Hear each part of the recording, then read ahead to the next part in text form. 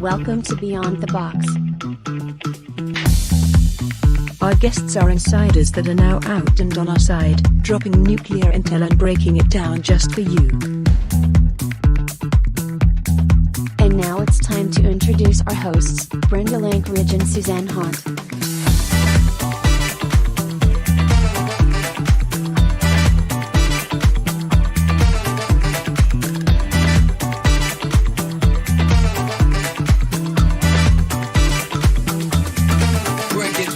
Join us and subscribe for weekly shows.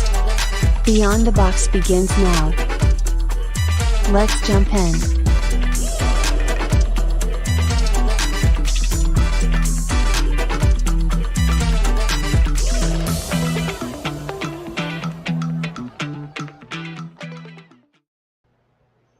Hello, here we are again, and welcome to another episode of Beyond the Box.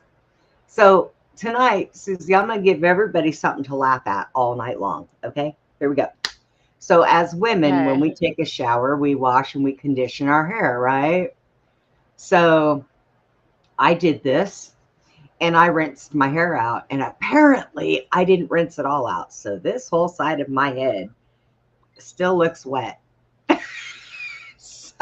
You want to talk about having a bad hair day. I was like, you didn't get your cream rinse rinsed out?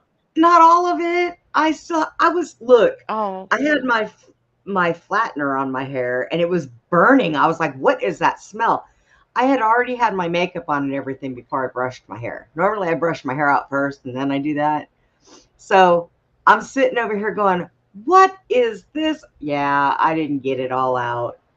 But when it does dry, I'm pretty sure it'll feel pretty soft. Oh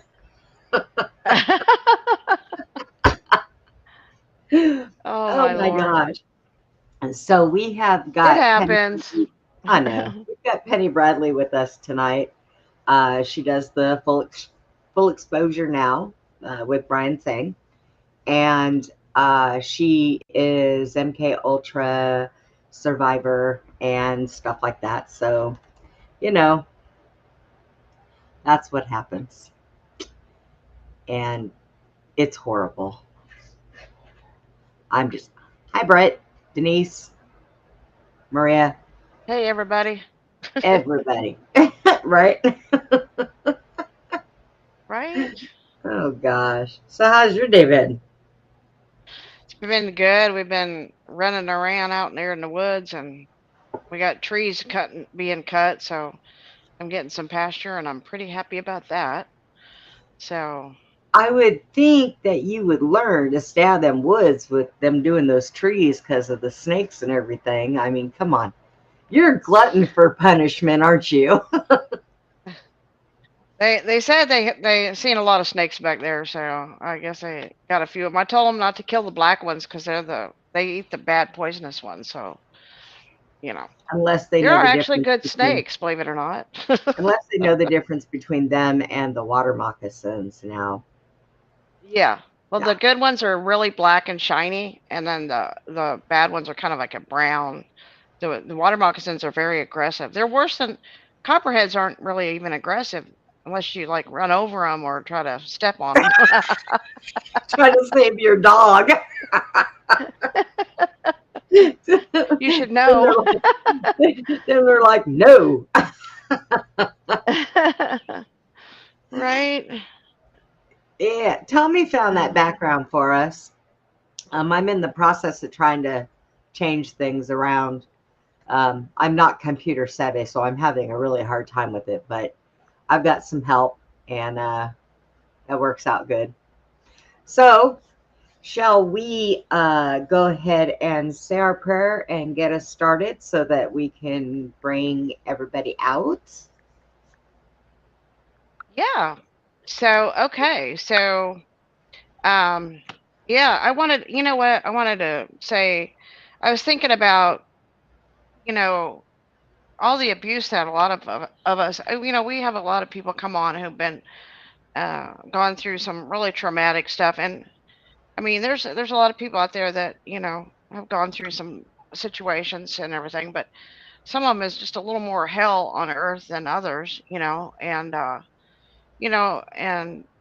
with that in mind, I thought not only did I want to ask the Father for protection to watch over and protect us from these things that we come up against, but I want to ask for healing as well, because um, we got to be able to heal and live our normal lives and not allow this, not the trauma and the pain and the torture that we've been through and all this bad to be a part of our future, and we've got to be like whole, and we got to be, got to be the way God wanted us, intended us to be, healthy and whole, and so even though we have the enemy and the devil come against us, I just pray for complete healing for everybody that's been through this pain. And I mean, that's our whole goal, Brenda. We're here to hear people's stories, but we want to see people heal. And sometimes the only way to heal is to walk away from toxic family, toxic friends, maybe move to a new town to get away to heal. There's all different ways of bringing about healing, that sometimes staying around in the same situation isn't going to allow you to heal because of the memories or things like that. So whatever it takes, you need to find your healing and then move forward and help other people. So in Jesus' name, I pray for not just protection, but for healing. So with that, I turn it over to you, Brenda. I did that. I got out of California as soon as I was old enough to leave, and nobody could drag me back. So there you go. All right. So first here, I've got Andy's going to sit with us tonight. And then we have Dr. Gonzo Bing Bong. Reporting for duty. Gonzo. Hey, everybody. And let me find Penny. We've got Penny Bradley with us. Wow. Where'd she go? Uh-oh. What happened? I don't know. Penny, we can't see you. You're not going to, because it won't let me do a virtual background. Oh, okay. And I live in a tiny apartment, and it looks like a cyclone hit. And if I can't hide that, then I just... You can hear me. Yes. We can hear you, definitely. So I'm older, I'm disabled, I have more stuff than the apartment was designed for, and there's a good solid trail big enough for a wheelchair, so it's not hoarder situation. Hey. There will be no fires from it, so this is how it is. It's the same way for me. I have an electric wheelchair, and I have a path that goes from my computer desk where my bed is and around, so I can get to the bathroom and the kitchen. Well, we have stairs, and the times that I'm in a wheelchair, the stairs, I literally bounce up and down them on my butt. Yeah, I've been in that situation. I know what that's like. I spent all winter doing that because my knee blew out last November. So that I'm still not physically up to doing my own housework. So I do have a caregiver. He's my live-in partner. So the county pays him. So people who think I'm not disabled, you have to be in pretty bad shape before the county will pay for it. Yeah, I've got the same thing. I have a caregiver. He's my live-in pain in the ass, but Lou is not exactly a pain in the ass. He can be stubborn, but we usually work things out. Yeah, That's good. Yeah, mine's That's too. We've been together 23 years and haven't killed each other yet. Well, we've known each other for that long also. And when I first lost my leg, my ex-husband kind of split. And everything, got rid of the apartment, all my stuff, everything. I had nowhere to go. And, Jack was like, well, I might as well take care of you. So, yeah. My Aw. first husband was cheating on me and came home with orange lipstick on his neck. I Oh. I wear rose colors. And at 3 in the morning, he decided he was going to beat me across the back of the neck and shoulders with a broom handle. And Oh. he told the doctor I was a hypochondriac, so they never even x-rayed it until 40 years later. Oh my gosh. I had spinal fusion for that injury. The original injury was in 1977, and the spinal fusion surgery was in December 2022. And it took me that long to get medical care because 2 husbands in a row told doctors I was a hypochondriac. The second husband told them that because he was dipping ate steaks in my coffee to collect on life insurance he had on me. Oh, geez.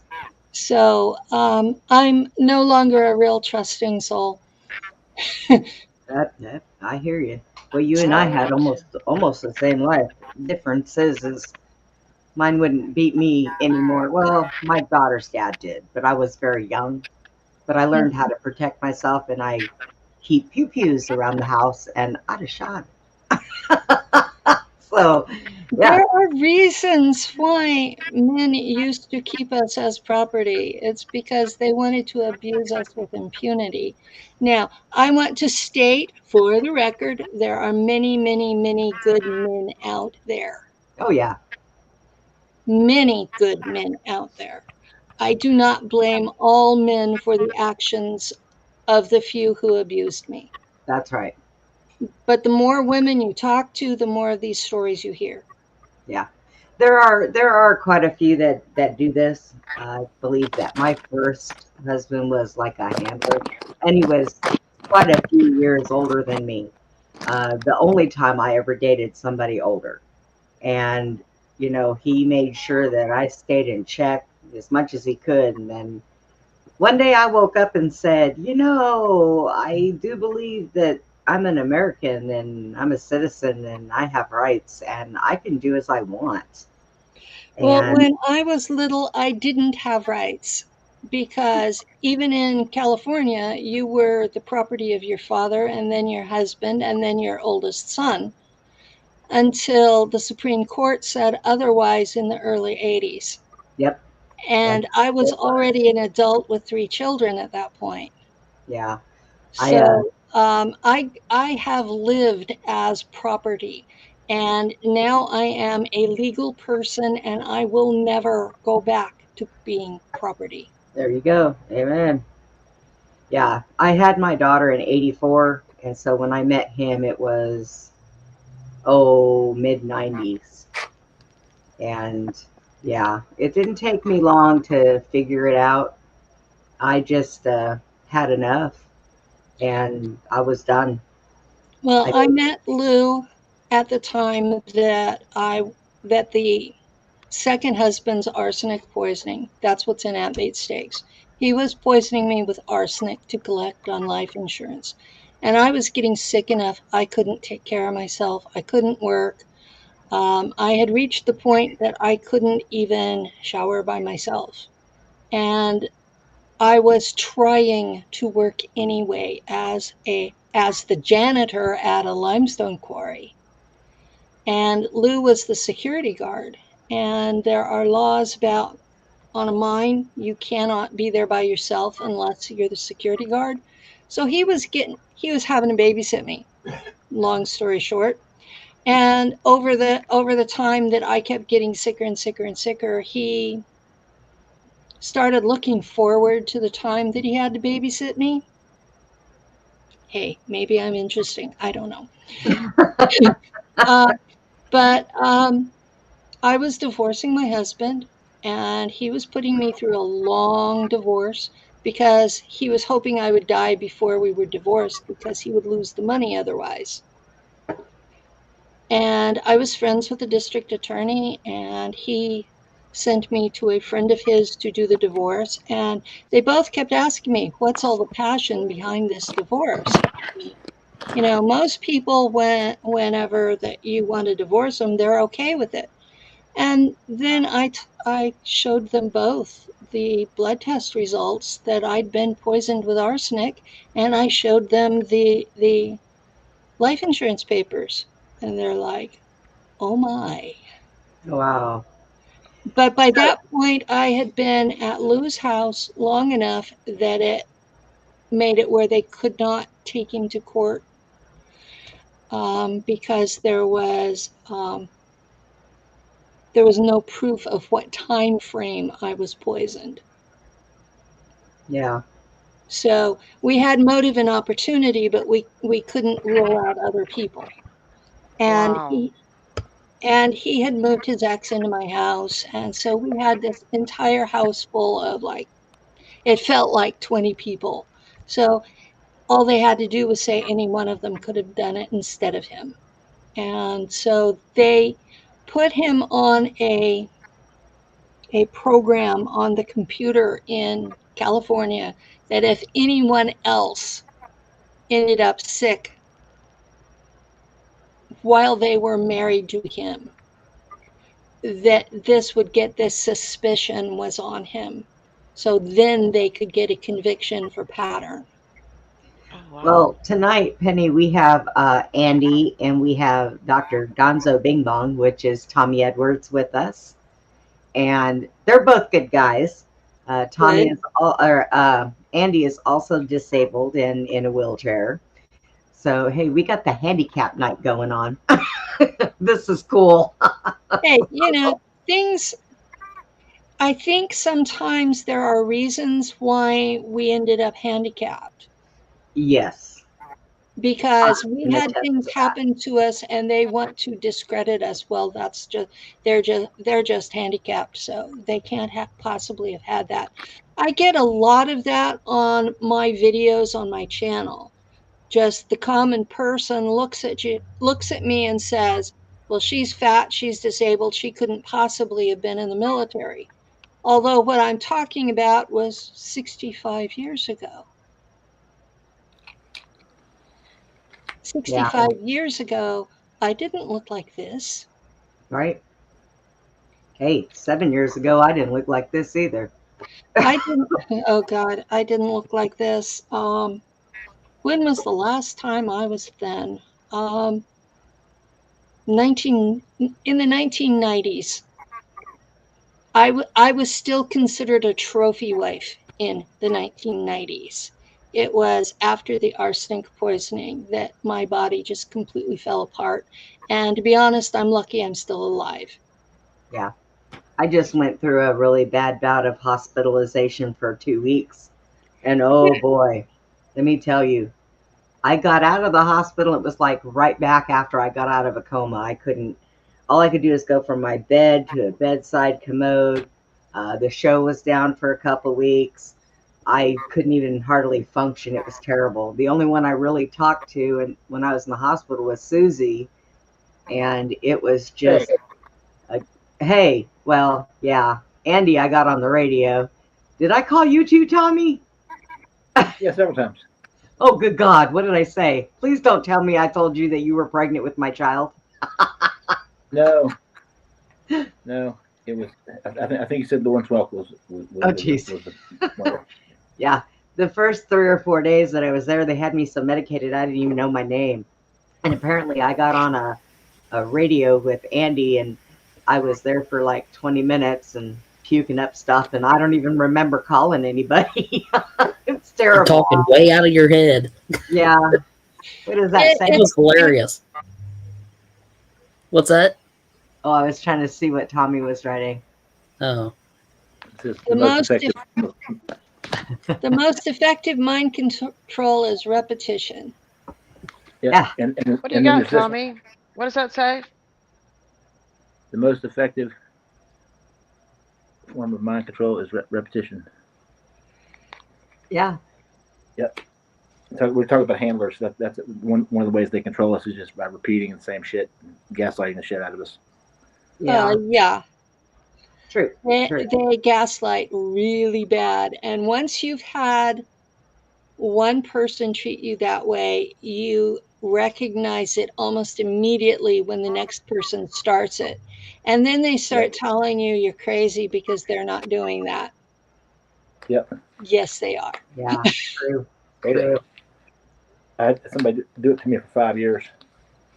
Well, not including my dad my whole life. My mama was like that.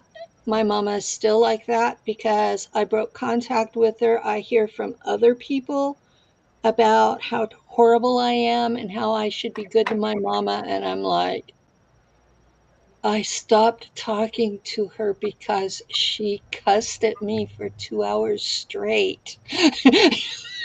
Right. Well, Tommy was involved in the Montauk programs, and he gets gang stalked and all that stuff. So we're kind of used to all that on this show. What year were you at Montauk? Well, I was in the Stargate program as a child, Okay. and then moved into a super soldier program that involved the Montauk chair in a different location when I was in college. Okay.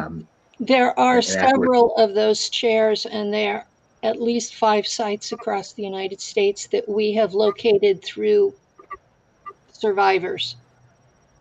This one's at Butt Mountain near Blacksburg, Virginia. That's a new site for me, so thank you. I think it actually flooded.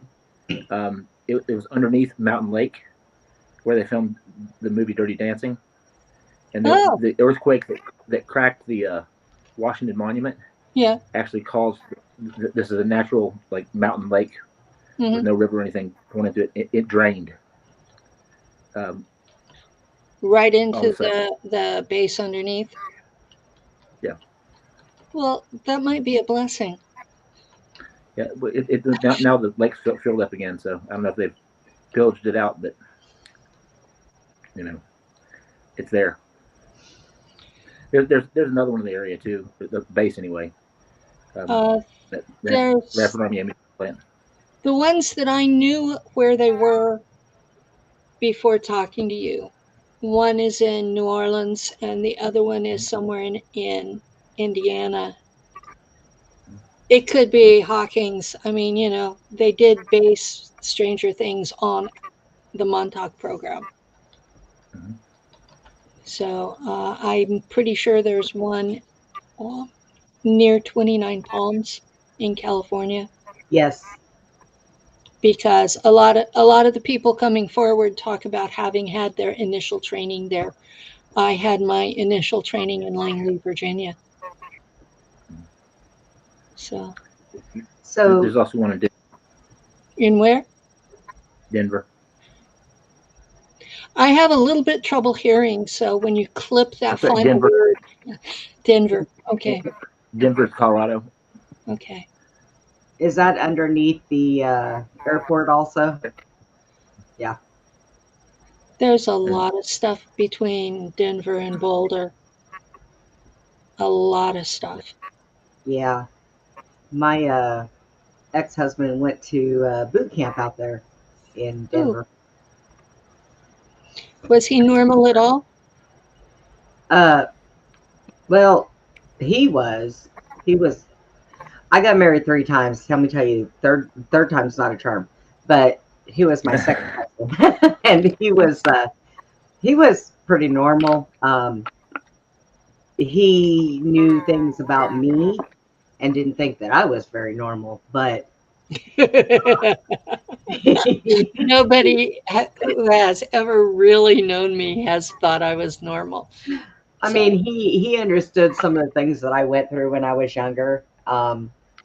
And he knew that I had been certain places because when he was stationed there, he would see things and go, "Oh my God." So, but he was a good husband. He just couldn't cut the umbilical cord from his mommy, and it was pretty bad. His mom and I, when you don't get along with your mother-in-law and you have a child you're with somebody that's an only child, and he's a mama's boy, and refuses to cut that umbilical cord to the point where your mom goes shopping with you and you pick out a shirt for your husband. She says, I think he'll like this. I'm like, nope. And he'll pick mine, and she gets angry. So it was so bad. I had a daughter-in-law. They've since divorced. But she told people in the community, and they passed it to me, that she ruled her family with an iron fist, that she owned my son outright, Oh, and that if she wanted to beat him to death, she could. oh, no. Yeah. This was the kind of handler my son ended up with. And when he told me that they were getting divorced, I said, I'm sorry you're hurt, but thank God. Mhm. Right? Yeah. So, I don't know. Things today are just so. I'm going to turn around and say things since 2012. I always go back to 2012 for some reason. Things have just been. I go weird. back to the JFK assassination, Well, there is that too. because that was when our country changed. Yep. And my Trump, daddy. It was a coup. And my What? daddy, Susie, and my daddy. It was a coup. Yeah. It was a definite coup, and the people who killed him took over the country, and we have not had peace and quiet or justice since. That's true. That's true. Yep. It's I guess I was a lot younger then, so to me, Well, I was nothing really changed. I was in elementary school, but my daddy was a John Bircher and my grandpa was a New Deal Democrat, and I used to listen to them argue all the time. it was trauma-based mind control for the entire country. Yeah, it was, for real. You know, if they can murder the president live on television, Yeah, nobody stands a chance. that was the definite meaning, was they could do whatever they wanted and there was nothing we could do about it. And then they started putting in all these lies in the reports. The best explanation for the JFK assassination that I have ever seen was done by Jim Mars. If you get a chance to watch it on YouTube, do so before they take it down, because YouTube's been taking down everything important. Yeah, I know. I Yeah. fight with them all the time. They try messing with my show, and it's I get so aggravated with them. It's They're Uh, horrible. they have Mockingbird. been deleting one of my videos every month for a long time. I even stopped uploading here. I figured, what was the point? I'm using Odyssey, Odyssee. It's free to watch. If you want to comment, you have to pay them $5 a month. I don't get it. Wow. But it cuts out all the idiots. All the people that just want to blast me, they're not willing to pay the $5 a month to do it. Trolls are Right. cheap. Yeah. Trolls are cheap. Understandable. Huh. So are agents that are on a budget. For Are what there- they expect them to do, they don't pay them very well either. Well, And Good. InfraGard. Well, you know, the agencies had a real reason to be put in place in the first place. As a country, we need to know what the enemy's doing. As a country, we need to control crime over state lines. As a country, we need to have an agency that interacts with extraterrestrials, which that, by the way, is what the NSA was designed for. So we have the CIA was supposed to take care of our country's enemies. The FBI was supposed to handle across state line crimes, and the NSA was supposed to interact with the ETs. And that's why they were invented. And somehow they all turned into mini kingdoms of their own and the CIA funds through drug dealing, so there's no controlling them anymore. Human trafficking. Human Yeah. trafficking. Human trafficking. From my research, human trafficking, drugs, and munitions. Oh yeah. You know, everything from Guns. street guns to the Iron Yes. Dome projects. Everything in between are also sold. So those are the top three, and now you can throw in lithium. Yeah. Doing what? Lithium, it's used in the batteries for the electric cars. Oh yeah. They also traffic our neurological data, the targeted Yeah. individuals, and they target us on the blockchain as a, or sells on the blockchain as who has control of the electronic harassment at any given time. It's part of like hypergame theory. Dr. Robert Duncan. Yeah, I was supposed to interview him before he passed. Yeah, he recently passed. When I was told about it, I was told he was murdered with a DEW. The conference that I spoke at in July, a lot of us were hit by DEW there and have had constant attacks since. Yeah, Tommy was going to go. Is that the one in Florida? Is that the one in Florida? Yeah, the one that was in Tampa Bay. Yeah. The second one that was in Tampa Bay. There was one the week before ours.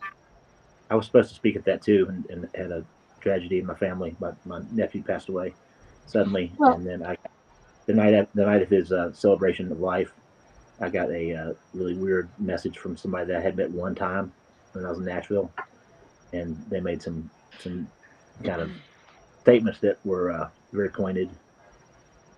Ooh.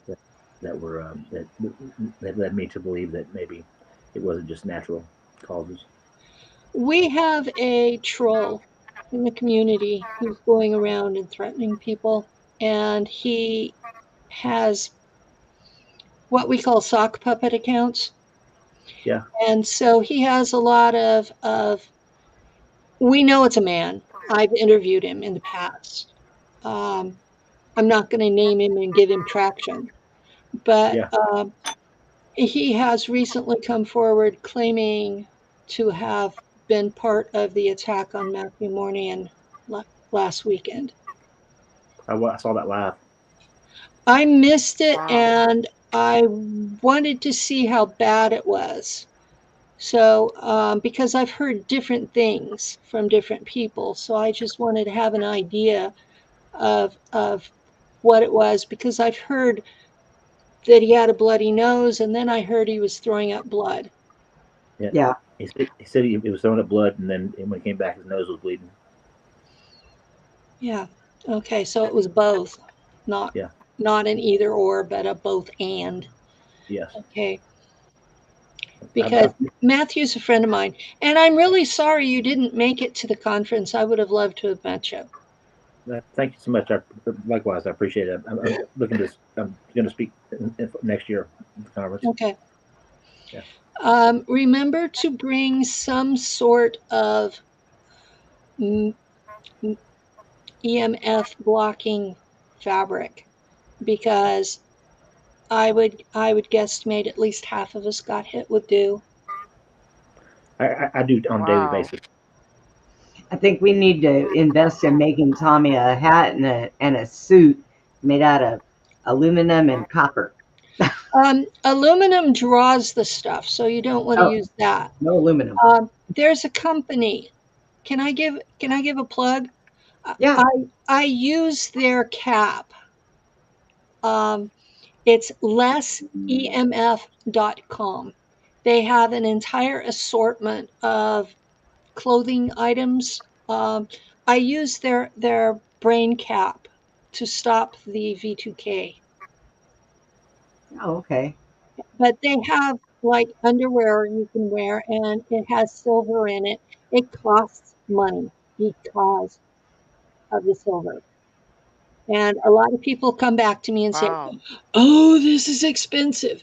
if you want to block Wi-Fi, if you want to block EMF, you have to have a solid metal there. The cap uses ground nickel. Most of the clothing uses ground silver. So over time, the clothing will turn green or black because of that. Heck yeah. But it'll protect you. And if you know Wow. you're being shot, you need protection. We're What back. kind of money are you talking about? How expensive? I think they charge $45 for the cap, and with shipping and handling, it comes to about $60. That's what I paid for mine in 2016. I don't know what they are now, but yeah, it's not cheap, I have, but it does work. I've done the silver emergency blankets. Yeah. And to like cover over windows and things, and overlap them and clip them together with like alligator clips, and then ground one of them. I've done that. When I'm traveling in my van, I do that too. I use that as shielding. Good. But yeah, it's also I when I'm getting hit heavy, like I do like a psionic kind of exercise, to where I envision myself pulling in the energy faster than they can bombard me with it, to the point where it either causes the dude to overload or to malfunction. And I've had like vehicles that I was traveling, like where I got boxed in by a car and two Sprinter vans, and then they slowed down, and I felt that thickness in my head, and everything starts looking smoky. Yeah, I know that feel. And I just started doing that, and all of a sudden the lead van almost wrecked, and they took off. But after I got back off the interstate and was driving down back into my hometown, I didn't know where I was. For like, I'll bet. When they hit me, I just sort of fuzz out, and I do mental exercises to block. I haven't tried sucking it in. I have trouble with the frequency that they use. So I think that's pretty sad that they sit and do that to you guys. Like, they don't have anything better to do with their time. They should be worrying about what's going on with this country, not worrying about, Oh, they are worried about what's, at least with me, I'm talking about capital crimes they committed. So they see me as a legit threat. I don't know what Dr. Gonzo talks about. I talk about, I'm considered a whistleblower and a dissident. Mostly I was just talking about mental health. Initially, I ran a nonprofit organization for almost a decade, following the shootings at Virginia Tech for mental health awareness, as a way to raise awareness, education through outreach, and for stigma reduction, as a way to try to prevent school shootings. Yeah. And then they tried to make it out like I was a potential school shooter. I was put on the terrorist watch list. Had a SWAT team sent after me in New Jersey, like 2 weeks after the Parkland shootings. And they were told that I was armed homicidal headed for a school. Oh my God. It was a hit. But, I have this thing. I'm living in an apartment on the end of the building, and across the street, and we're in the boonies. I'm not going to say where, because I've had weirdos show up. Okay. Right. But across the street, there's these 5 telephone lines with different companies. And they came out because I was constantly having internet issues. And they told Lou, they didn't know he was with me. He presented himself as the apartment manager, which he is. And they told him they don't understand why my apartment was having problems, because we were connected to the line that was for the federal government. And yeah. What? Yeah. So everything that I say or do online immediately goes to them. And we've changed companies, what, 3 times since then? He said, yeah. And we're still on a wire rather than, well, we used to be airwaves, but now we're back on a wire with Comcast. And I know that Comcast is directly punched into the CIA. So anything that I say or do online goes immediately to them. I am careful about how I word things. Same. You have to be, I just because let things fall out of my mouth. there are laws. Okay. Now, my memories were activated by the NSA. That's how I remembered, was an NSA agent used my remember code, just like in the movie American Ultra. Mhm. So, Wow. yeah. And it didn't immediately take effect. And he acted really surprised that it didn't. But it took about 2 weeks. And then it hit like a ton of bricks. And I suddenly had an entire lifetime's worth of memories, all in German, with the most emotional stuff on the top. And I'm remembering things that cannot possibly have happened on Earth. Not possible. Jurassic Park raptors interacting with a school cafeteria with kids in uniforms. Penny, do you know Bill, what's his name? I Biden? know of Bill Binney. Oh, I have not met him.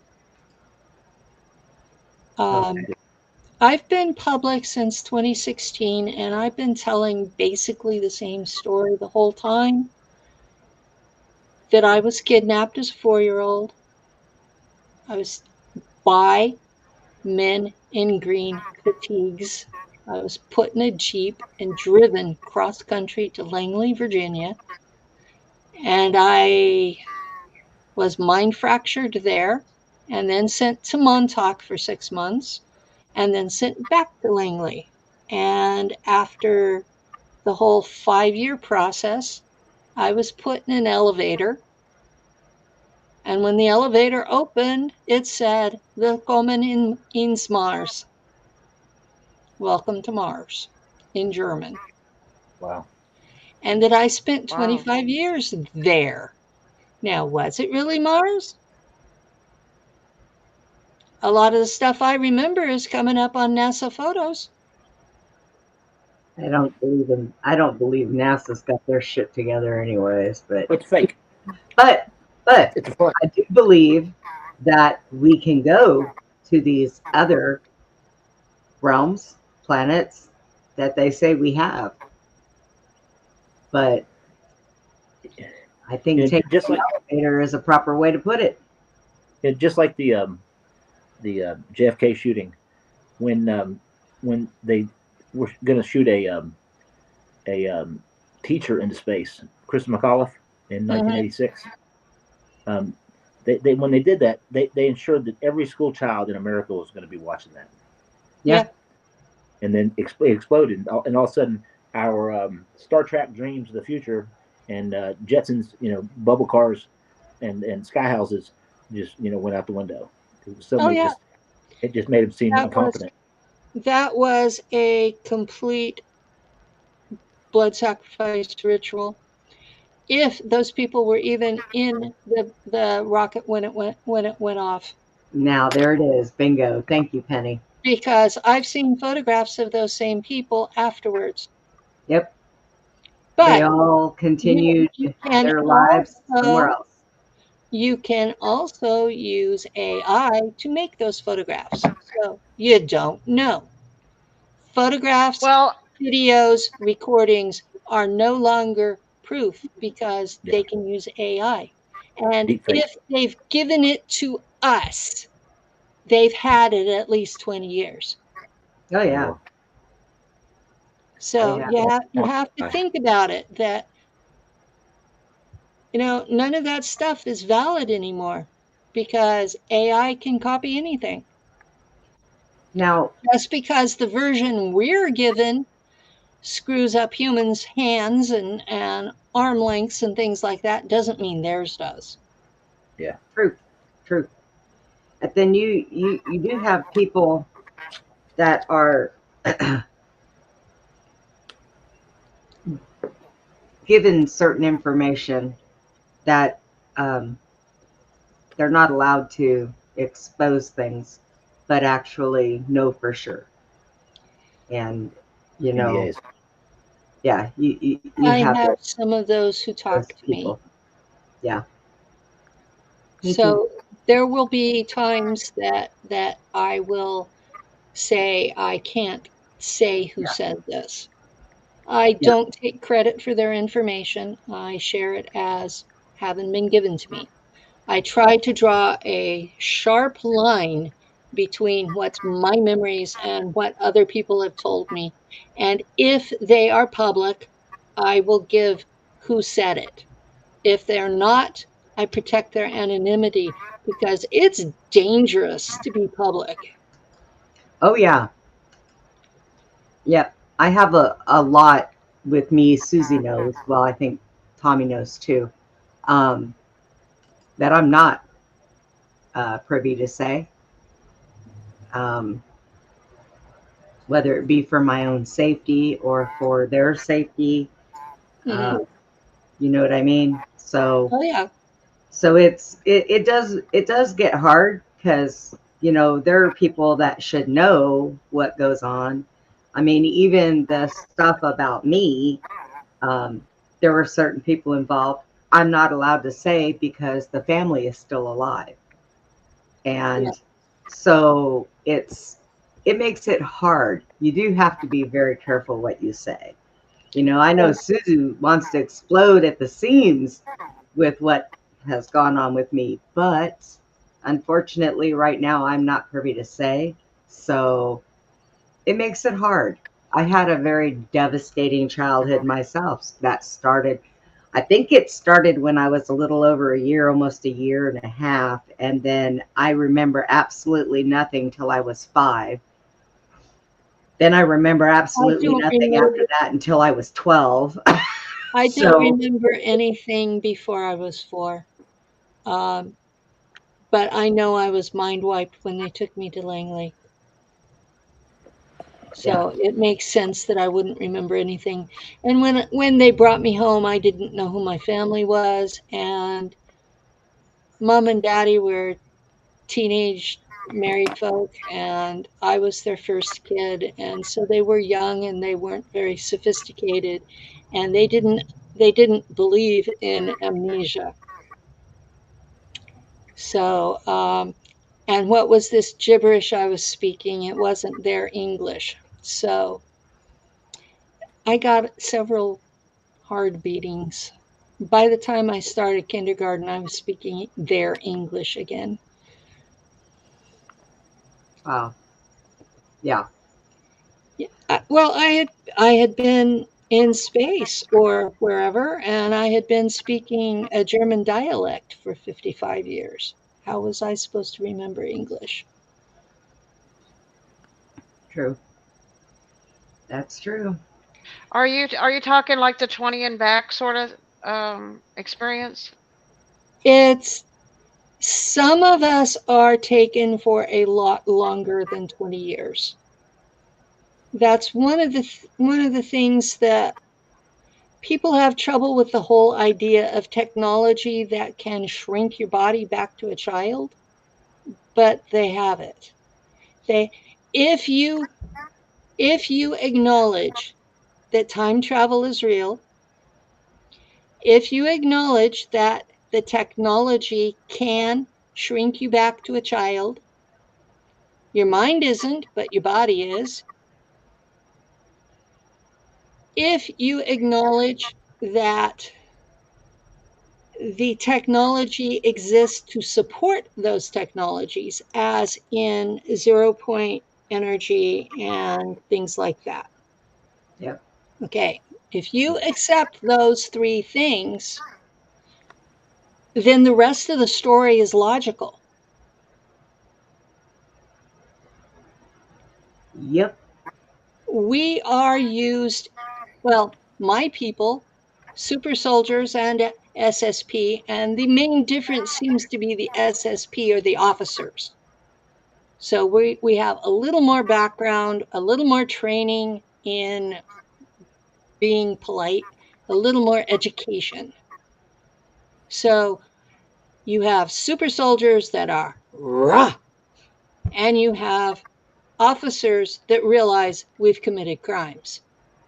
Yeah. And that's the main difference between the two groups. But we are basically the same army. So when you have people who are taken as little kids, they have no ethical training at all. I was 4. How much ethical training am I going to have at 4? True. And then your personality split. You take a 4-year-old and you rape them every day, multiple times a day, till you get the right number of personalities to train for what you want them to do. I don't even remember all of them yet. I have 2,200 of those personalities. We call them alters. I've reintegrated 38. That's all I know about. Well, I have maybe 4 more that I get bleed over from. You know, because they're still out there, they're active, and you do have that quantum connection because they are part of you. And they're doing things that you wouldn't because they don't have your ethical compass. They don't have your religious beliefs. They don't understand the way you think, and you sure won't understand the way they think. And then suddenly you're one person again, and you're going, oh my God, I did that. And you have to live with that. And you go to church people, and they think that you're possessed. And they Right. treat you like crap. Yeah. You're a demon. If I had $1 for every time I was told I was a demon, I could buy a house. Right. You know, people are rude too. You come up with these stories that are real. And I've had a CIA archivist, the person who uploaded my file, come on video and tell the world that I was telling the truth, that what I said matched up with her file on me. That's as close to saying I'm real as you're ever going to get from this government. And we know she was real because she sued the CIA for racial discrimination under President Reagan and won. Wow. There's court records of her. So this is the person who verified me.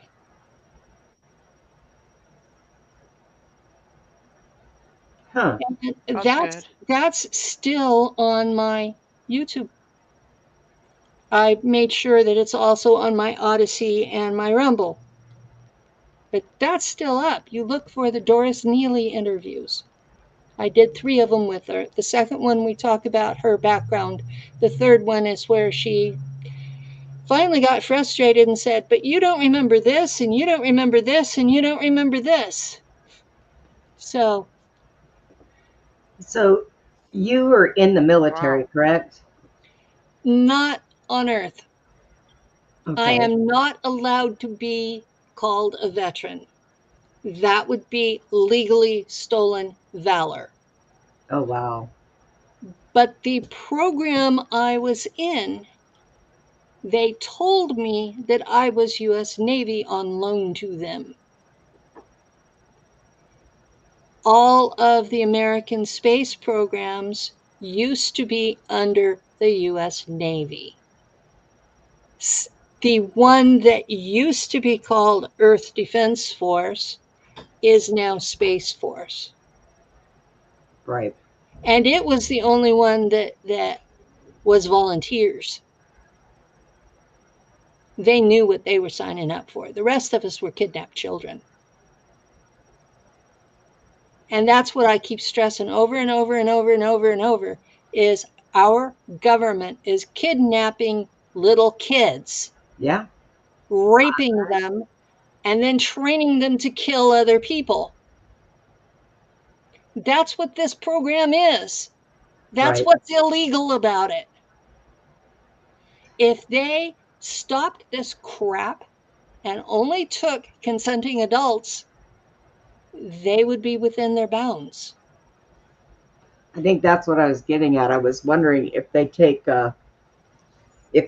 people from our actual military and put them in these programs also. I'm hearing from some of the younger people, like Daryl James, that they are indeed starting to use people that are already in the military and getting them to volunteer. So there are people that are doing that. And you got to remember, I'm 68 years old. I'm not even first generation of this. That would be Misha Johnston's people. She's 75. And yes, she talks about it. So I'm generation 2. And I was put through 5 years of hell before I was sent into these programs. Yeah. So, and when, there is this woman on Facebook. She says she's NSA, but her email is DOD. Oh. And I'm not going to name her because I don't want her showing up at my door again. Right. But when she was trying to talk me into working a mission for her, she talked about how I was the last survivor of the Langley class of 64.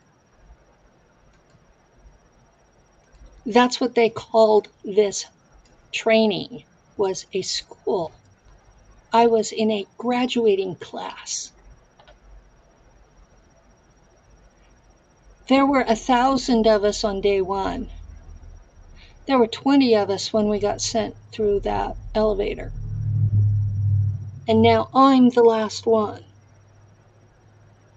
So some people that they take don't make it through that program? Most people they take don't make it through that program. So what do they do with those children? They put them in the incinerator. As far as their families are concerned, they just disappeared in the middle of the night. Never came back. Those are the milk carton kids. Yeah, they got rid of those milk cartons because some people were finding those kids. Or their bodies. Yeah, they couldn't have that. Nope. I remember the milk carton kids. Yeah.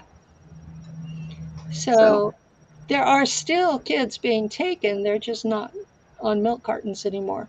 And a lot of people were telling me that these things had stopped happening. And then I started getting phone calls from families. Because I was like, okay, they've stopped taking kids. I can rest. And then I started getting phone calls from families. There's one family in particular, their 4-year-old boy refuses to sleep because he doesn't want to go to space again. Can it be any clearer? Now, what about our other beings that we have on this planet that do a lot of eating of these children and people and stuff like that? Humanity is one of 8 species on the planet that I know of that are physical beings, at least human intelligence. and we have all been here for as long as there have been people. Yeah. They are not invaders. They are Earthlings, Terrans, just like we are. This is their planet as much as ours. Yeah. And they have been eating us forever. Yep. Now, Penny, we take a 5-minute break in between our hours. So we are going to take a 5-minute break so everybody can do their little potty, get coffee, whatever. So we're going to go ahead and do that. And when we come back, we'll talk a little bit more about our other species, which I know we have other species. I've seen them. So it's fun times. But everybody, we're going to go ahead and take a 5-minute break. Please hang out and we will be right back.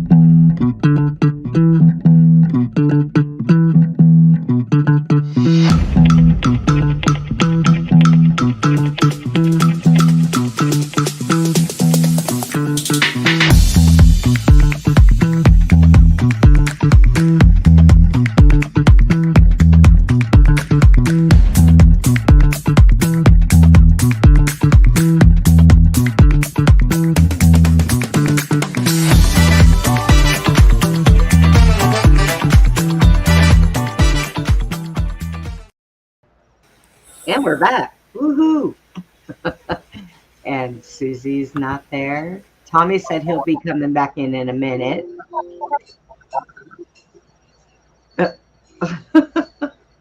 Penny, are you back? Yeah. Okay. I'm not sure where Susie's at. She kind of, I think she left her headset off and put it down. We're getting echoes. I thought about it, and I've been talking too much, taking too much of the time. Oh, no, So you're fine. we haven't even heard from Andy. Oh, well, we won't hear much from Andy. Andy's our bystander, and he's also the one that reminds me when it's time to take a break. We always need that. Lou sometimes pokes me. He has a radio. He does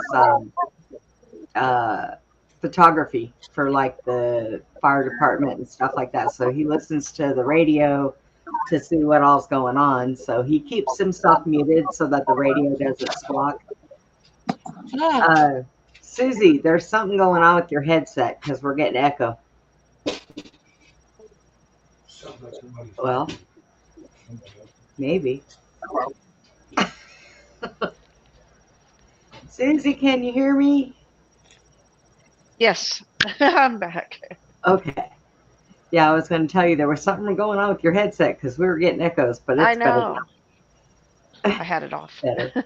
Sorry. But yeah, we know about other beings on our planet. I've seen them. I actually I don't know if it's a gift or a curse, but I have a very keen sense of smell. When they walk by me, I can smell them if they're in human form or not. I can always. Some of them are not physical beings, but those are a different category of things altogether. I was just talking about there were 8 of us that were physical in terms of lion, tigers, bears. Oh, yeah. There's a whole plethora of things that are not 3D physical. Yeah. And they come in any and all varieties and can take whatever shape they want. And some of them can manifest physical body for a short period of time. And I think that's what a lot of folks are seeing and thinking it's people shape-shifting, and instead it's non-corporeal beings manifesting. Well, I've encountered our little reptilian friends more than once. And yeah. So I know they're there. I've heard there's small reptiles and then there's large reptiles.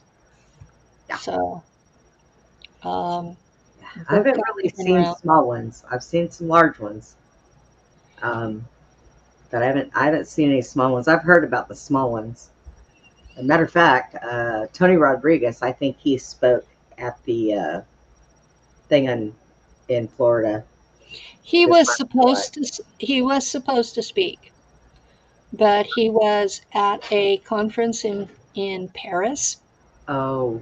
And the plane was late getting back, and he missed his time slot. So he was supposed to be doing introductions after that so that it wouldn't be a waste of his time to be there. And he had an attack and basically hid after that.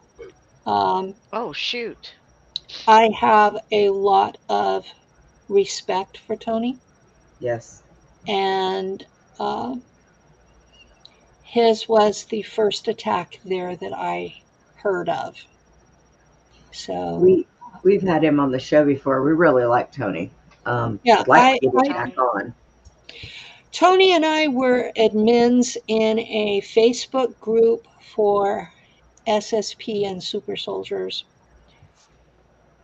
before either of us went public. We were like mutual support group for each other in the going public That's good. process. Dr. Sala didn't want to talk to me. I could not get him to answer an email at all. Couldn't get him to answer Messenger.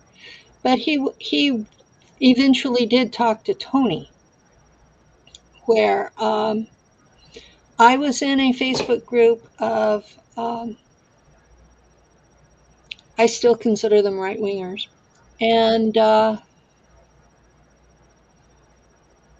their main admin and I went a couple of rounds because I called him a racist and left the group. Flounced. You know, the proper term is flounced. I had a tizzy fit and left. And he contacted me in Messenger and asked me to come back. And then we talked. And during that time frame, I was shot 3 times with DEWs in 6 weeks. And I was absolutely certain that they were going to kill me. And so Lou and I talked about it because I used to watch listen to Bill Cooper's radio show back in the day. Right. And Bill Cooper said that if you know they're going to kill you, to hide in under that spotlight, where at least when they do kill you, people know why. Right. And so Lou and I talked, and they had this bizarro post in that group, and I turned it into a 1,000-comment thread where I answered every question they had over the course of 3 days. And then Jay Campbell had me on his show. And he had me on with Rex Bear. And Jay believed me and Rex didn't. And it was one of the worst 3 interviews I've ever done. Wow. It's really hard. I don't think Rex believes in a lot of things, so probably just who he is. It's really hard to shift between 2 people that are both trying to interview you by themselves, but they're on the same panel. And they're going different directions, and you can't even answer one before the other cuts in. And so that particular interview is, I have it downloaded, but it's not the best I've done.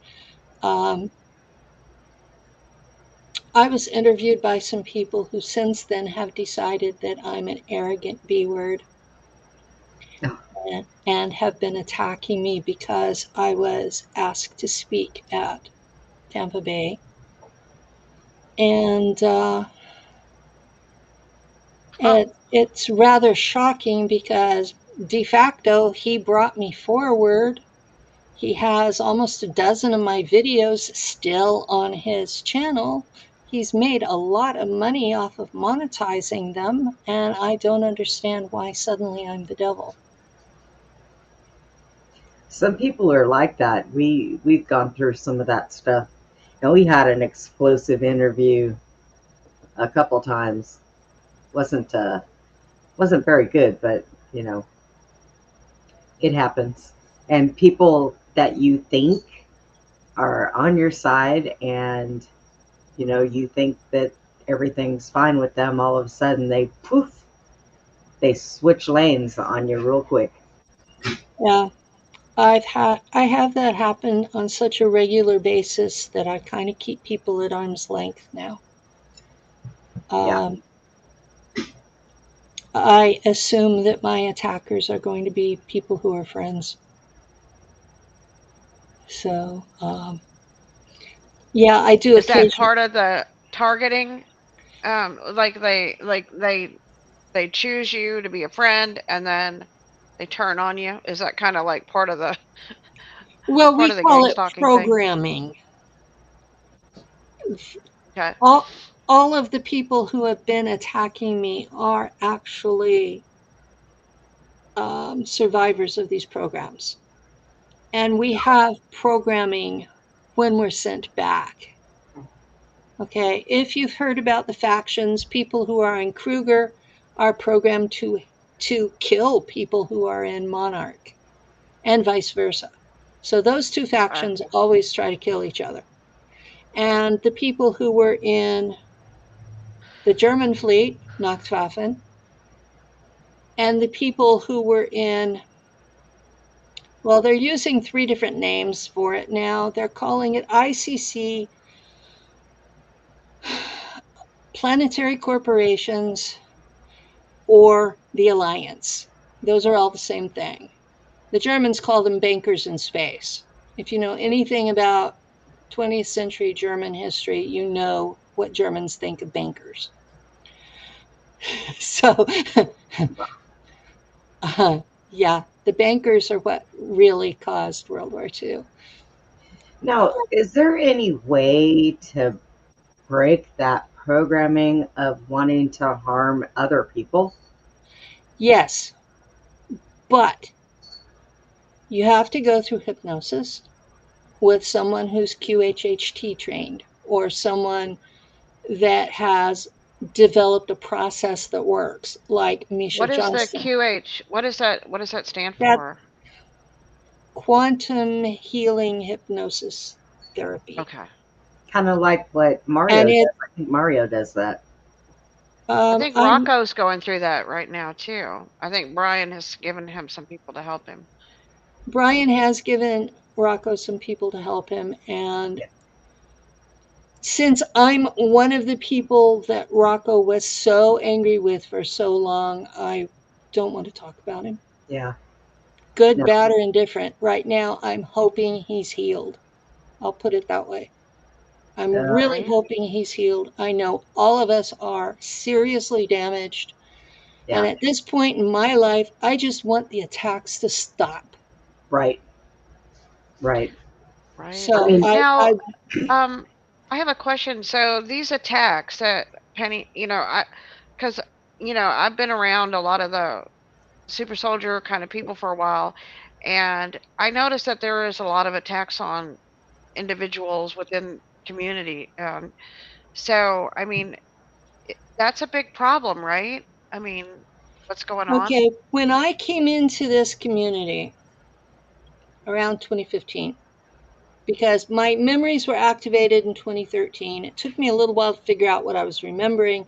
I came into this community, and at that point, it was all male. They were chest-thumping, testosterone-laden, hostile, fighting, and instead of helping each other, they would rip each other apart. And most of them would go bonkers. That's a polite word for it. They would go bonkers, and they would kill themselves and their families, kill their girlfriend, kill their therapist, kill everybody that they had ever talked to that was within physical proximity, and kill themselves. That's bonkers. Wow. Yeah. This was a serious issue. When I came in, we were just starting to get women. And we were blessed that most of us in that first wave had counseling experience. Okay? So, I was home health aide. Part of my training was counseling people who were dying. Okay? So I had counseling experience. My generation was the tail end of the Vietnam War. So I remembered the rap sessions that the vets had used to bring themselves down. I remembered group sessions where they were group support and holding each other accountable. And so this group that Tony and I were both admins in, we implemented that. And the men admins I don't know if it was wisdom or they just didn't want to fight us, but they let the women counselors win. And we took over. There were 3 of us, me, Ileana, the Star Traveler, and Morgan Starr, who has now turned her back on the community. Okay, so there were 3 of us. Morgan's a licensed therapist, so we were qualified. And we turned that group into group therapy. We got them talking to each other. We got them to stop the chest thumping. We stopped them to admit that they had done wrong. We got them to cry. Not publicly on video, but we got them to deal with the emotional impact of having been kidnapped as children and modified and used in battles that we had no business being there. Right. Okay? This is trauma in the extreme. And instead of glorifying it, we treated it as trauma in the extreme. And a lot of these people calmed right down. And now we're just sniping at each other. We're not killing each other. So in my point of view, this is a massive improvement. Right. I would say so. Okay. It's just having other like people that understand to talk to. Is that a type of healing for a lot of these people? Like Yes. that they've got okay. Most of us, no one has ever listened to us. Ever. We were told we were crazy and to shut up. Usually in really blunt cuss words. We don't want to hear it. You're crazy. You're delusional. You're making it up. Where are your meds? You go see a doctor, they medicate you. You're never allowed to address the trauma in the memories. And that's what you have to do to heal it. You have to address what caused the problem. And talking about it heals it. Most of us, the videos we do are our healing process. Now, each of us remember something a little different. And most of us are not sophisticated enough to understand that you can be in the same program, you can even be on the same ship and have different experiences. So, and the public is really bad. Well, you're not seeing the exact same words that Tony is or someone else is. And I only named Tony because we've already mentioned him several times. Okay. Yeah. Tony had a different experience than I did. Tony was used on Earth as a psychic medium. Tony was used by a Satanist in rituals. He was used by a Satanist to blackmail other people. Then he was used in space as a slave. Yep. I was taken. I went through the mind fracture and training. I was taken to what I understand to be Mars. And they put me in school for 10 years with their own kids. And then they put me in the military. And I had an episode where I had a panic attack. And I was then shipped off Mars into the deep space military that the Germans run, where I was a navigator on a ship. And I never saw another planet again. I was kept in the interior of the ship. I was allowed in my wardroom, in navigation, the bridge, the officers' mess, and the hallways in between. Because I was chipped into the computer, and anyone who could make a telepathic connection would have access to the ship's computer. So I was a security risk. So I was de facto a terminal on the computer. So I was kept in a secure environment, like a prison. And Now, people don't, so my experience was very different from a lot of the others. Was I important? Yeah, I flew the ship. I told the computer where to go. I made sure that when we went into hyperspace and came out, that nobody was in the wall or the floor, or an Oh, object like happened to the USS Eldridge. right. now, That was my job. when you were flying the ship, and when they had you on another planet, um, were you still at that 4-year-old body, or were you older? I grew during that time, yes. Okay, like I Tommy did. I grew at a normal rate, and when I was I was 9 when I was sent to Mars, and I was small for my age, but I was 9, and I was in Shula, which is what they call school, for 10 years. So I was 19 when they put me behind the steering of a fighter jet. What was it? What was that like? That compartment that you were in, where you controlled the ship. What was that like? The chair was very similar to the chair at Montauk. It was a little more comfortable. Um, there were mouse pads, one for each hand, and they were shaped like hands. You literally placed your hand on the metal pads. There are some mouse pads like that in use in some doctors' offices. They test for allergies. So it's a similar mouse pad to that. And one of them controlled the movement of the ship, pitch, yaw, roll, speed. The other one controlled weapons. That Hmm. was on the fighter plane. On the regular ship, I was chipped into the ship's computer. The exactly what Elon Musk is doing with Neuralink, and Wow. the external part of the chip resembled a Bluetooth behind my left ear. And it linked me to the computer. I was a terminal for the machine.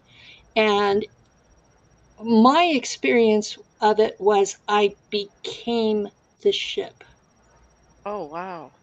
So I was seeing outside, I was seeing space as around my body. And I would see the other ships coming up. I could tell from the computer relay that whether they were friend or foe, how many weapons they had, if they were dangerous, if I should watch them. You know, um, there are life forms in space. They have evolved because their space is not empty. It has plasma currents through it because the coronal mass ejections, every star has those. So there's plasma flowing through the entire galaxy. And these creatures have evolved to feed off that. And they would get the energy signature of our engines and think that we were something they could eat. Oh And my so God. part of my job was to every so often change the frequency of our energy. We called it souring the milk, so that all of these feeders would break off. And you had to be careful because sometimes you would make it where you were more attractive, and the idea was to be unattractive, to taste bad. Right. So you had to use the feedback from the creature. And so there are also a lot of space rocks, dust clouds that are not charted. So you have to have a consciousness working with the computer to be able to tell the difference, because the computer cannot tell the difference between organics, inorganics, or things that are not on the charts. So it was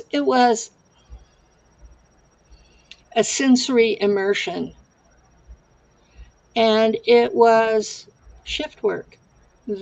Every ship has at least 3 navigators that would do shift work. There was always a navigator on duty. And How big was your ship? the ship that I was on first in that mission was about 1 kilometer long, and it was shaped your classic cigar shaped ship. Yes, they are mining asteroids. They're using slave labor to mine asteroids. But that first ship that I was on was a freighter, and it was obsolete. I was sent there in 1990, and it was already obsolete by then. This was a style that had been built in the 70s. The Germans went from the Haunebu to the cigar shape to what looked like the Empire in Star Wars, and now they have these luscious. They grow them. They're organic, and they're black with lights, and they're gorgeous. I mean, really gorgeous. But yeah, Ileana, the Star So they're Traveler. doing like okay, so they're doing like trade and business and mining and all kinds of things up. Is that what you were a part of, or? There were 6 different factions out there, and each one does something different. Okay. The Germans were just trying to get away from Earth. They were Just trying to get away? Yeah, they were Wow. just trying to get away from Earth. When you hear their version of history, they have had 3,000 years of people from Rome trying to genocide them. That's their version of history. And they were tired of it. And they just wanted to leave. They want to go out in space, live in peace. They have 1,000 colonies with 1 billion people each. I know I keep holding my thumb out every time somebody talks about a UFO passing by. I'm ready to get off this rock. 95% of the UFOs are either German from space or American. Yeah, true. So you're not going to get very far with either one of them. Darn it. I'm serious. I tried to say that on Twitter and people didn't believe me. No, I believe you.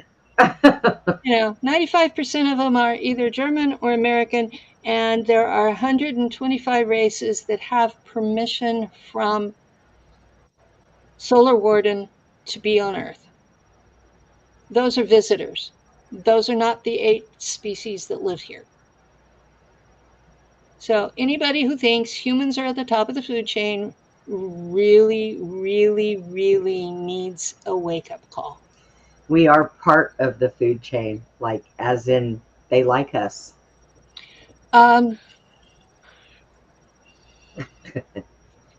Okay, it's like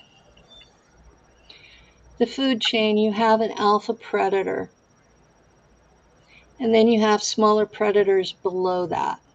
We're one of those smaller predators. Yeah. we do a fine job of dominating the planet enough that the other predators are hiding from us. Yeah, I heard somebody say that other beings on this planet would like to live with us, but they're afraid of us because they said that we are too, how did they put it? We're too aggressive or Too low, go dangerous. crazy.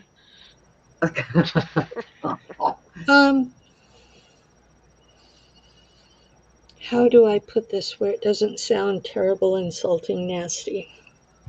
Well, sometimes Most of us, okay, it's a thing in anthropology that I studied about when I was in college back in the 80s.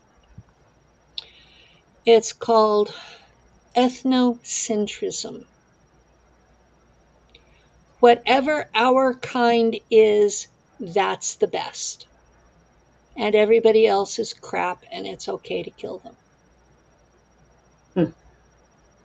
And that's the core problem with almost everything we do. What we need to Sounds right. do as a species,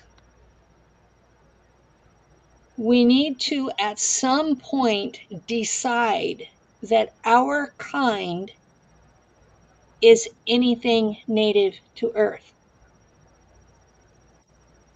When we ever get that through our heads, we'll be able to live together in peace. And until then, we're a threat to each other and everyone that interacts with us. Yep. God only knows. I've been screaming for peace and unity forever. I think I say it so much, I feel like I'm just repeating myself over and over and over again. We don't even have to have unity, just an agreement not to kill each other. Well, You know, I mean, we're at that basic level, you know, I'm not going to kill other people today. Right. We are at that level. And those of us who were trained in these programs to kill other people and have programming to attack certain groups, we have to work harder at it. Now, the fact that most of the time, super soldiers and SSP folks can come to a conference and get along, that means there's hope for all of us. But I think people need to stop and think.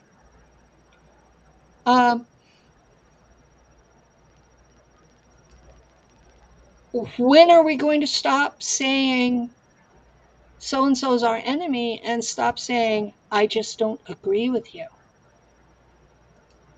Right. You know, it's okay to disagree. It's okay to be who you are. It's okay to live how you want to live as long as you're not hurting others. Yep. You know, I've had this talk with Susie before about with all of the horrible things that I've been through in my life, that I have decided that I've made peace with that. And I have become, over the last few years, a lot more humble. I accept what happened to me. I don't agree with it. I think it was horrible. But I'm thankful I'm still here. And I try to love everybody. I love everybody. Unless you slap me in the face and give me a reason not to, well, then, you know, but like if I have a problem with somebody that comes on the show, Mm-hmm. I automatically have that instinct to snap into turning into somebody's mother and tell them, look, that's not the way this is supposed to go. You know? Well, I'm going to turn into mother because Dr. Gonzo's back. Yes, he is. And it's his turn to talk. And I thought his buddy there might have had a question. He was just all about the camera. He's cute, Tommy. Can't hear you. Oh, we can't hear you, Tommy. Uh-oh. Something's wrong with your mic. Fix yourself. Right. His mouth is moving, but nothing's coming out. Your mouth is moving, nothing's coming out. Okay, he'll be back. He had to go and reload. But I feel bad for taking so much of the time when there's other No, people. This is your that's what show, you're here Penny. for. This That's is your right. show. that's what we wanted. It's all good. We ask our little questions when we have them, but I wanted to people know wanna who hear Penny about you. was, and I'm just like in awe listening to everything you have to say. So I'm just learning, taking it all in. When I first came public, I was very naive. I really thought that I really thought that I was going to change the world. People would listen to my testimony. I really thought that we were going to galvanize the public and take action, and that we would have justice and put an end to these child kidnappings. It didn't take 6 months before people were calling me a Nazi, and people were telling me I was a demon, and people famous in the community were telling people that I was nuts and to attack me, and I must have blocked 3,000 people that first 6 months. Wow. Yeah. And it didn't take long for me to become just absolutely paranoid. Right. And it took about 2 years before I calmed my act down. And once I became a little more rational and a lot less naive, I started thinking of things in terms of a Venn diagram, those circles that overlap. Yes. And started saying, okay, you and I have this that overlaps, but you have this whole stuff over here that I haven't experienced, and I don't know if it's real or not. People got really upset about that. Some of the people that are really mad at me, they wanted their exclusive content to be the only reality there was, and me accepting that they experienced it wasn't good enough for them. They wanted me to say my experience was wrong and theirs was right. And I'm like, no, I really experienced what I talk about. Well, that's a lot you of can what we say, hear. I'm like, yes, you did that. I did this. They're Yep. both true. Yep. And He has people their are own not wanting to experience. hear that. Right. And everybody's gone through their own experiences. What you experienced was different than what Tommy experienced. What Tommy experienced was different than what I experienced. So it's like you can't. I think that everybody that comes out and gives their experience, I give them kudos, because it's hard. It's hard to relive what you did. Yeah. It's hard to relive, your past. I know that. But Hard to relive the trauma. everybody's different, What was that, Tommy? I said it's hard to relive that trauma. That Yes. trauma. I go into dissociation before I come on a show, so that I can talk without crying. I understand. Most people don't understand that. They think I'm just talking off the cuff. No, I'm in dissociation, so I'm not feeling my words. Okay? The fact that I can go into dissociation at will is proof that I have been so traumatized that I can control the process. Yeah. think It's I do it. actually supporting evidence. Right? I think I do that Right. subconsciously.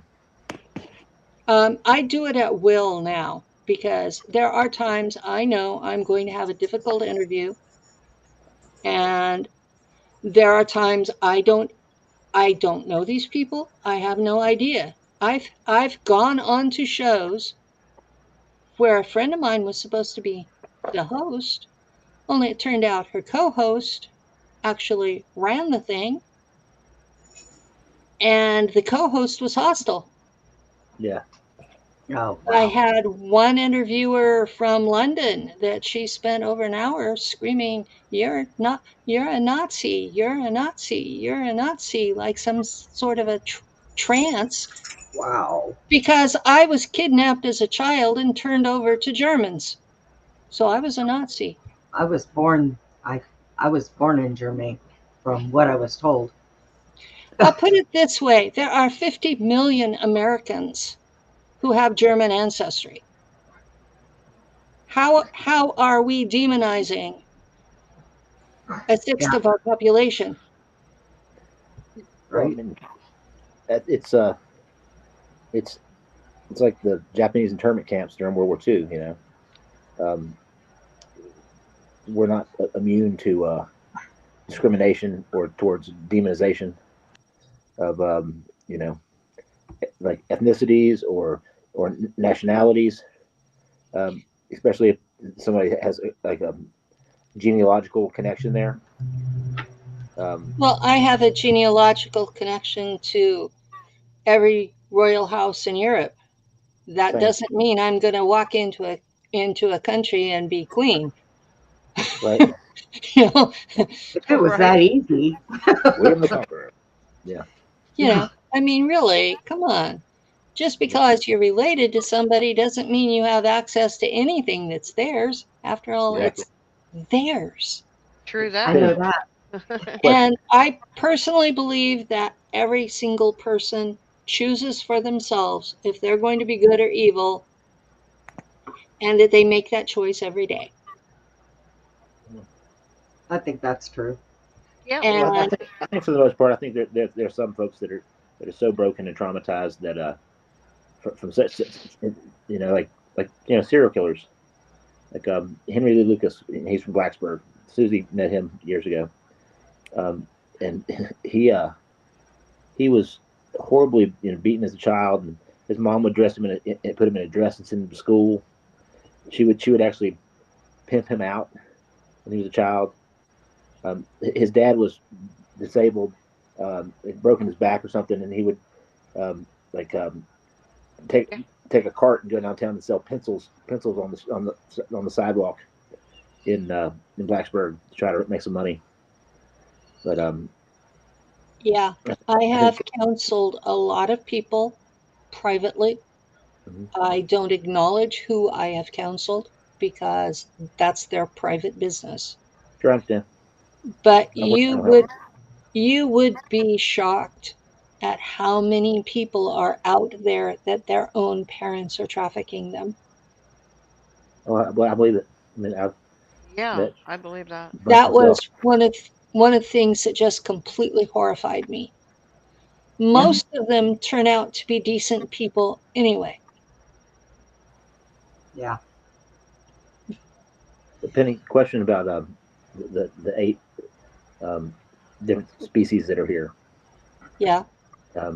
So years ago, I happened to meet this guy who was as we were talking, his like his cloaking mechanism kept glitching. I'm not sure if he was intentionally showing me or if that was accidental. But he seemed like reptilian, but with like feathers, like feather scales. Yeah, the dinosaurs had feathers. Oh, I know this. And so Quasicodal? any reptilian that evolved from those dinosaurs with feathers would also have feathers. Yeah. And most people would look at them and think avian or bird. because of the feathers, but they're really Yeah. not. Yeah, I didn't get that from. Have you heard the interview with Lacerda? No. You need to listen to that because she talked about her people have the capability of getting into your mind and having you see what they want you to see. And I Gotcha. think that's a lot of what's happening is that some of us, they have trouble controlling our minds, what we see. So the glitches are your mind seeing what it really sees.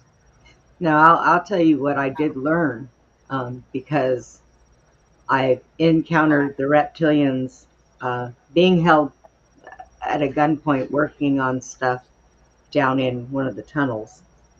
And I do know that they are telepathic. Mm-hmm. I Very. definitely know they are. When So I are the underground humans. Yeah, when I encounter and see, and I am a medium. I Okay. see things. So when I encounter them in a store, they automatically snap their heads around and stare at me because they know I know who they are.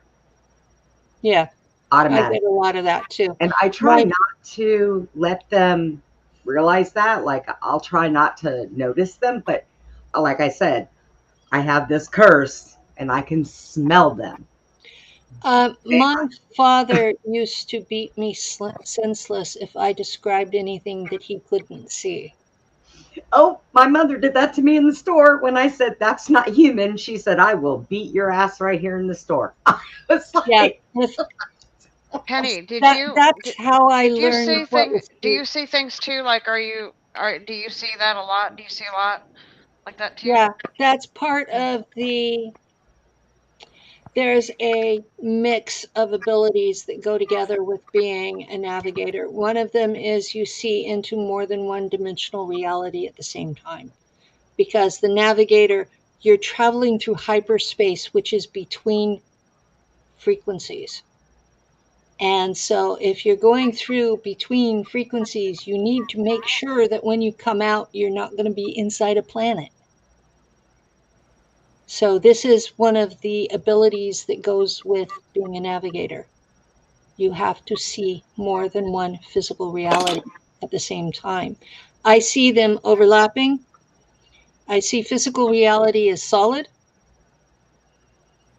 The one just above us, I see it looks physical, but it's see-through, translucent.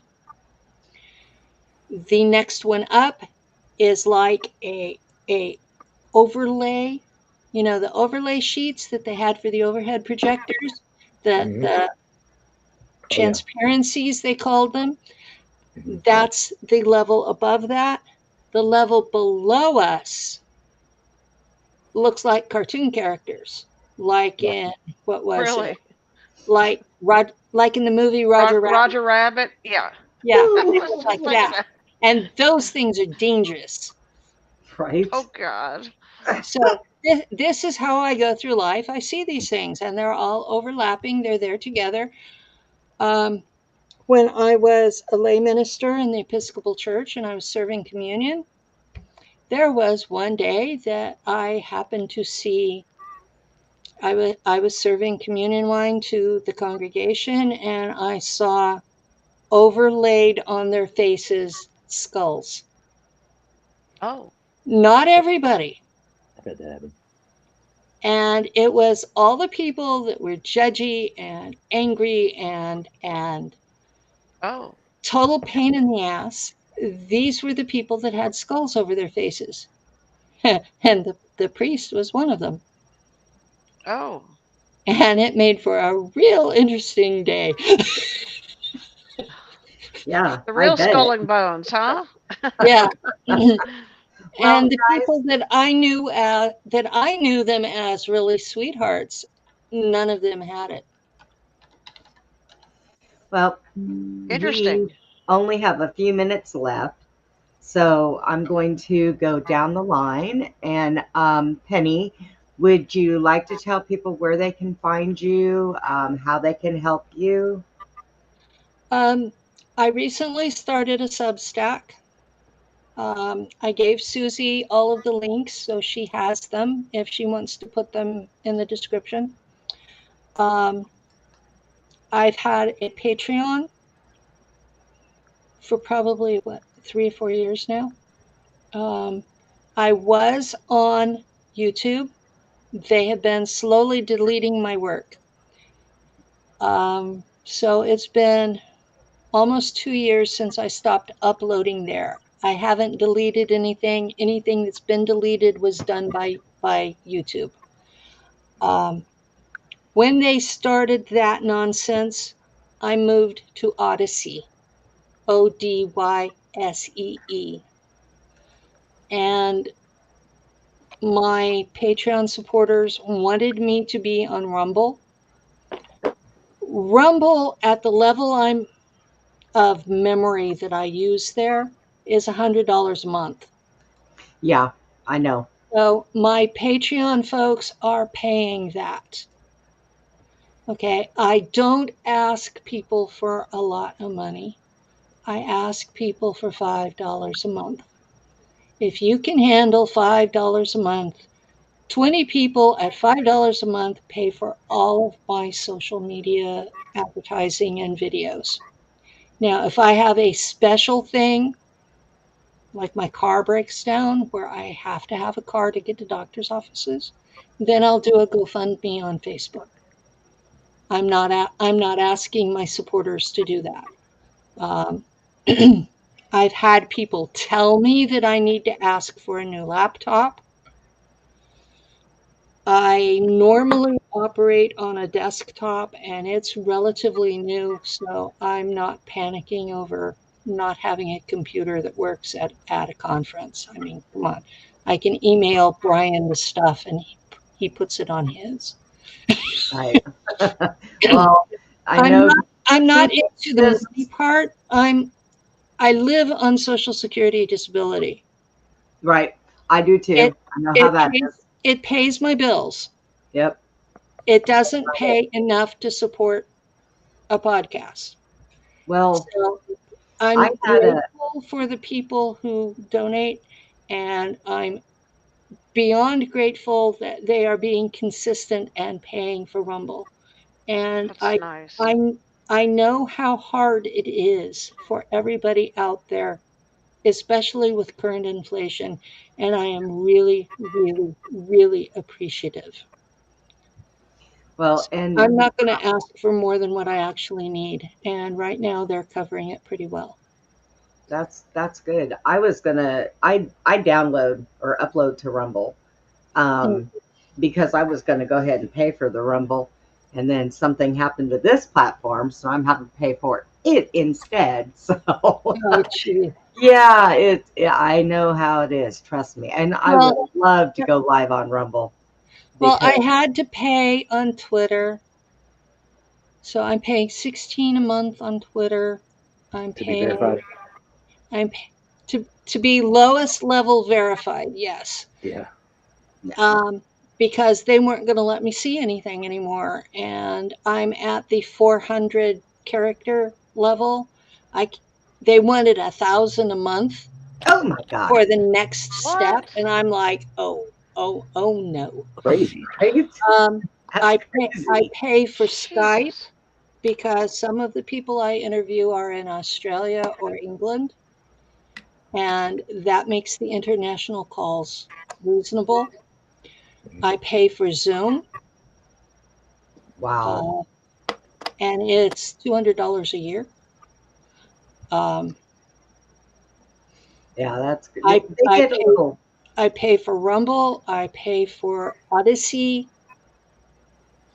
And I know they are going to charge me for Substack before long. But I was informed that they set a fee of $8 a month to follow me there. Wow. So, but they do let people follow for free. And let's go, Tommy. Where did you Yeah. go? Right here. Where'd you go, Tommy? Right here. Tell everybody where they can find you. And I still have your Dr. Gonzo Bing Bong up here somewhere. Where to go? Cash tag. Yeah. There it is. If you'd like to donate to the cause, yeah, I could definitely use it. But we're you can find me on Facebook and Instagram at Touchdown Tommy Edwards. You can find me on YouTube at Tommy Edwards TO1 or something like that. No, I'm sorry, no, that's different. That's Twitter. YouTube would be Tommy Edwards 7062, and then my OnlyFans is at Touchdown Tommy Edwards, but it's only pictures of fans, so people be disappointed. But they're welcome to pay. They're welcome to pay for that content. Right? And that's only $5 a month too. Andy, what about you? We can find you at your house. Find me on Facebook. Yeah, that's true. We can find him on Facebook. I find him all the time, so you know. And of course, Susie and I are here every Friday and Saturday night at 9 p.m. Central Time to 11. And it is what? 10 p.m. Eastern Time to midnight. Hey, I did that right, not backwards. I'm proud of myself. Awesome. And I want to suggest if anybody wants to donate anything, to send it to Brenda. Don't have to send anything to me. I don't need anything. But you know, to help with pay for some of the costs, and to Tommy and to Penny. So you know, if you guys got a little bit out there, you know, I'd say, you know, help everybody out a little bit. You know, they wouldn't be asking if they didn't need it. So I just wanted to put that out there. I'm I've just had here. five computers. You like to buy computers? I'm just here. I'm just here for the cause, y'all. That's what I'm doing. I'm here for the cause. And I have to say, Penny, thank you so much for coming on. We will have to have you back. It's been a delight, and I've actually learned some things. Thank you. That's good. I had a good time. Thank you. I just didn't want to leave Tommy and Andy out. Oh, Andy usually sits there, says hi at the beginning, and then, you know, we might hear a little crack out of him every now and then, but that's about it. He was backstage with me when we started the show. We were sitting back there talking, so I just pulled him along with us. But anyways, so we are going to go ahead and say goodnight. Tomorrow night we have Tina Ford with us. Speaking of missing, she heads a missing persons thing out there in East Texas. She's going to be bringing pictures of missing people, and we're going to sit and talk about this. So please join us tomorrow night. You might notice or recognize somebody that might be in these pictures. So we are going to see if we can spread the word and help her out. So until then, y'all, like I always say, please be kind to one another, and we will see you tomorrow night. Good night, everybody. Take a walk, pay a while. God bless.